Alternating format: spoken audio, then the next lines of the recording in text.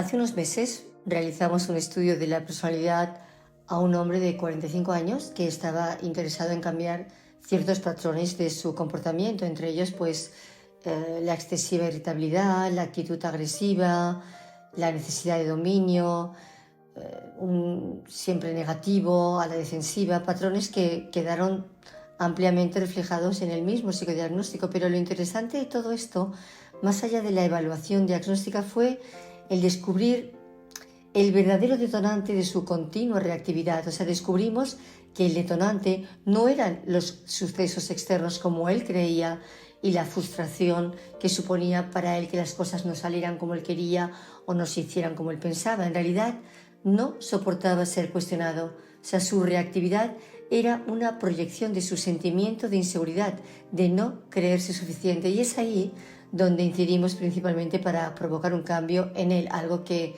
se logró y que hoy comparto aquí con todos vosotros, ¿no?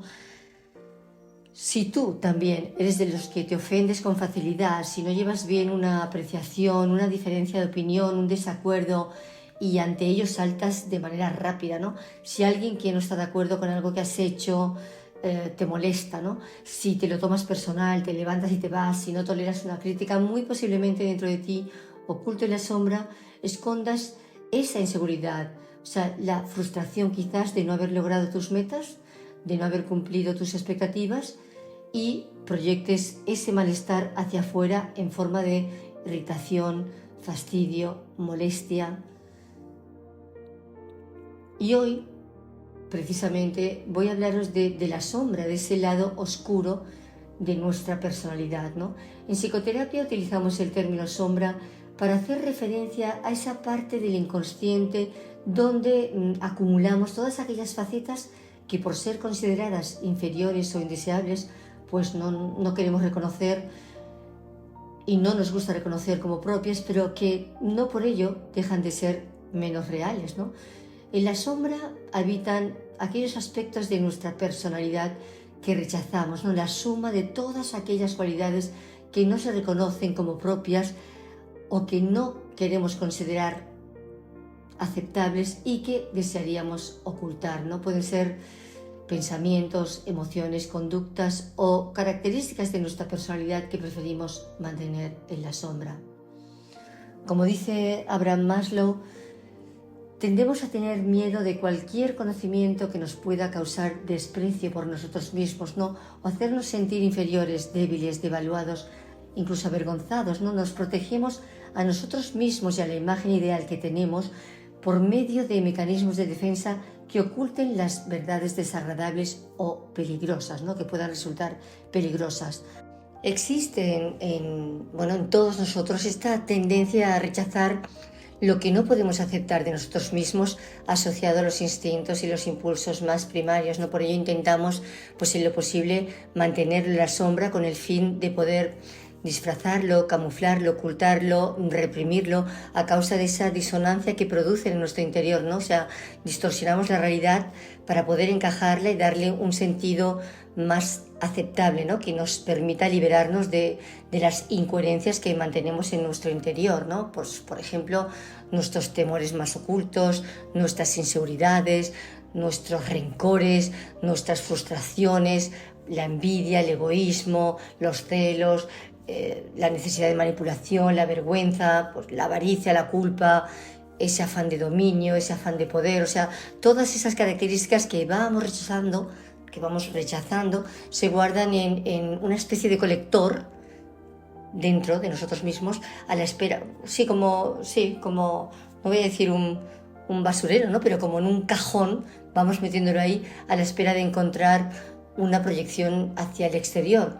Aunque, bueno, no siempre guardamos todo lo, vamos a decir, malo en ese cajón, ¿no? En ese cuarto oscuro. También a veces metemos ahí nuestras virtudes, pues porque a lo mejor no nos atrevemos a expresarlas, pues por miedo, ¿no? Cuando en realidad es algo maravilloso poder expresarlo hacia afuera, pero tampoco nos atrevemos. Como entidad proscrita, la sombra clama desesperadamente por su libertad, ¿no? Siempre busca expresarse y manifestarse libremente, ¿no? Lo que nos obliga a crear pues, esos sistemas defensivos para conseguir enmascararla y mostrarla al exterior de una forma pues, más disimulada, ¿no? y aliviarnos de la asfixia que conlleva pues, esa contención, ¿sabes? Porque piensa que si los contenidos de la sombra llegan a ser lo suficientemente intensos, pueden llegar a provocar incluso pues, desdoblamientos de la personalidad, ¿no? Como, o sea, crear una identidad paralela, como, pues, mira, Dr. Jekyll y Mr. Hyde, eso es un claro ejemplo, ¿no? De la sombra, cómo salía, ¿no? Al exterior, cómo se expresaba. El cerebro cuenta con mecanismos biológicos específicos que nos permiten esconder en el olvido aquellos recuerdos que por indeseables o traumáticos preferimos suprimirlos de nuestra memoria, ¿no? En mayor o menor medida, cada uno de nosotros carga con una parte de sombra que, de no ser afrontada, conseguirá someternos a su dominio y alejarnos del camino hacia la realización personal y el cumplimiento de nuestro destino potencial. Porque de alguna manera negar la sombra es vivir en la sombra. O sea, negar la sombra es vivir en la sombra. Y esa sombra empieza a tomar forma en la infancia con cada conducta que ha sido forzada a reprimirse, ¿no? Que ha sido forzada a reprimir por no ajustarse pues, al ideal exigido y apartarse de lo que a lo mejor se consideraba aceptable desde los valores instaurados como lo que es tolerable, ¿no? En el propio núcleo pues, de la familia, ¿no? Valores que a su vez son el resultado de los parámetros impuestos por la misma sociedad en la que la familia se ha desenvuelto, ¿no? Y es que las familias también arrastran su propia sombra, ¿no? Que han ido elaborando a lo largo de toda su genealogía, ¿no? Como respuesta a los innumerables condicionamientos y normativas sociales de su época, ¿no? Creando arquetipos universales de comportamiento que se mantienen firmes en el tiempo, ¿no?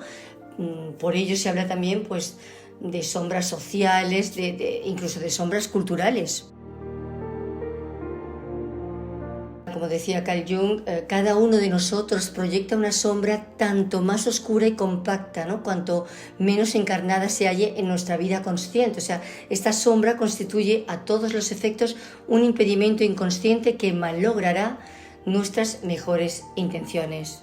La sombra, de hecho, oculta un gran contenido emocional para nosotros, ¿no? Tiene una carga emocional pues, importante y claro, para contenerla pues, utilizamos esos mecanismos de defensa, como por ejemplo pues, la negación, esa negación que nos lleva a negar lo que es obvio e insistimos con la negación, ¿no?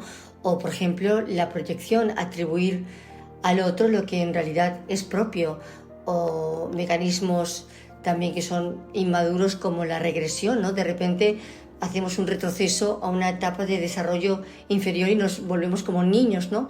O la racionalización y la intelectualización, cómo las personas utilizamos un discurso elaborado para autoconvencernos y desconectarnos de las emociones que resultarían de aceptar pues, lo ilógico, ¿no? A lo mejor, o la formación reactiva, cuando mostramos justamente lo opuesto a lo que realmente estamos sintiendo, o también el filtraje, ¿no? Como, bueno, me interesa solo percibir esto porque lo otro no lo voy a ver, ¿no? No me interesa, que esto me va a hacer daño, y filtro, ¿no? Me quedo con esto, que es lo que verdaderamente me interesa.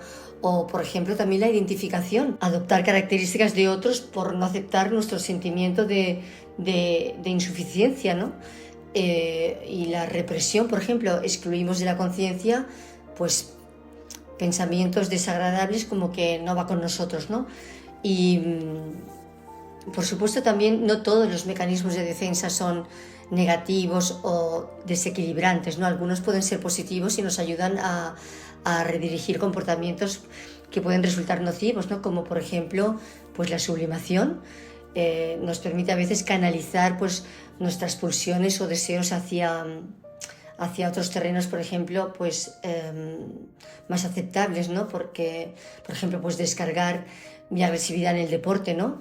O o suprimimos o expulsamos de manera consciente pues, pensamientos inaceptables o incluso utilizamos el humor como una forma de hacer frente a los problemas. No siempre todos los mecanismos de defensa son negativos y nos pueden llevar a la neurosis. Lo importante es que logremos identificar la sombra, ¿no? O sea, conocerla, aceptarla, hasta lograr integrarla y trascenderla, ¿no? O sea, cuando eres capaz de reconocerla, integrarla y trascenderla, estás abierto a una vida mucho más plena y auténtica, más conectada con tu autenticidad, ¿no? Porque precisamente esa sombra es la que impide que tú puedas expresar lo que eres de una manera auténtica y genuina. Un ejemplo de sombra muy fácil de identificar lo encontramos en los llamados pecados capitales, ¿no? Fíjate que la palabra pecado significa errar en el tiro, o sea, viene del tiro al arco. Y pecamos o pecas cuando te apartas de tu centro, o sea, de ese punto de equilibrio, ¿no? Es lo que se estudia en el eneagrama. Lo que estaría en la sombra, lo que ocultamos son esos pecados, pero que se manifiestan hacia afuera en forma de pensamientos, sentimientos muy claros. La ira, por ejemplo, ¿no? La persona que salta con facilidad, ¿no? Que señala constantemente los fallos, ¿no? que se fija en los detalles, ¿no? Aquella cosa pequeñita que está mal, ¿no? Que es impaciente, que necesita controlar, ¿no? Que buscando siempre pues esa perfección, porque precisamente esta persona ella misma no es consciente ni se quiere reconocer como no quiere admitir sus propias limitaciones, ¿no? sus propias imperfecciones. Las personas, por ejemplo, siempre dispuestas a complacer a los demás, que necesitan ganarse el afecto de los demás, que necesitan sentirse amadas, que buscan constantemente el afecto y la aprobación, sentirse importantes en definitiva, ¿no? Se apartan de su centro debido precisamente al orgullo, ¿no? O sea, la persona orgullosa no reconoce sus propias necesidades, no necesitan ayuda, siempre son las personas que dan constantemente, pero esa forma de dar precisamente se manifiesta por lo mucho que necesitan recibir. También pues, las personas que necesitan el éxito, que buscan el éxito continuamente, que son capaces incluso de manipular, de engañar, de mentir para conseguir esos resultados, ¿no? Siempre hay algo que conseguir, ¿no? Y para eso pues tienen que conquistar, que conquistan, te seducen, ¿no? Que se centran en lo aparente, que son poco transparentes, que ponen un gran esfuerzo en lograr ese reconocimiento y ganar a toda costa, ¿no? Y pueden seducir pues a través de la palabra, de la ropa, ¿no? Buscan continuamente la admiración. Pues aquí hablaríamos de una persona que peca de vanidad. Luego, por ejemplo, la envidia tan presente en nuestras relaciones. La persona envidiosa está situada siempre o centrada en la carencia, ¿no? En lo que le falta. Puede ser una persona, puede ser algo. En realidad, en la sombra existe una gran pobreza de imagen, una insatisfacción personal, un vacío interior, deseos que no han sido satisfechos, ¿no? No viven nunca el presente porque siempre están centrados en lo que les falta, ¿no? Y siempre se comparan, no se conforman, les molesta el éxito ajeno, les molesta la felicidad ajena, les molesta la bondad ajena. O sea, si les aconseja, se lo toman a mal. Una crítica se lo toma a mal.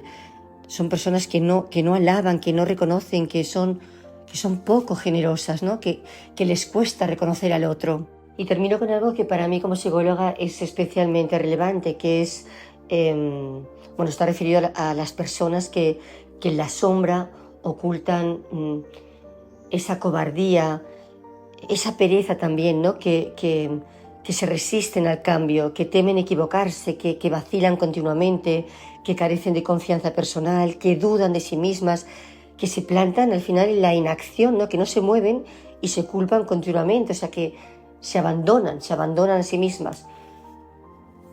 Pecan también de, como lo decían, el pecado de omisión, ¿no? Que no hacen frente a los conflictos, no afrontan los problemas con esa enorme resistencia al cambio, ¿no? Que se resignan con facilidad, que se olvidan de sí mismas y prefieren pues narcotizarse, anestesiarse, ya puede ser pues alcohol, drogas, adicciones, las pantallas, los juegos, sin reconocer su propio valor, ¿no?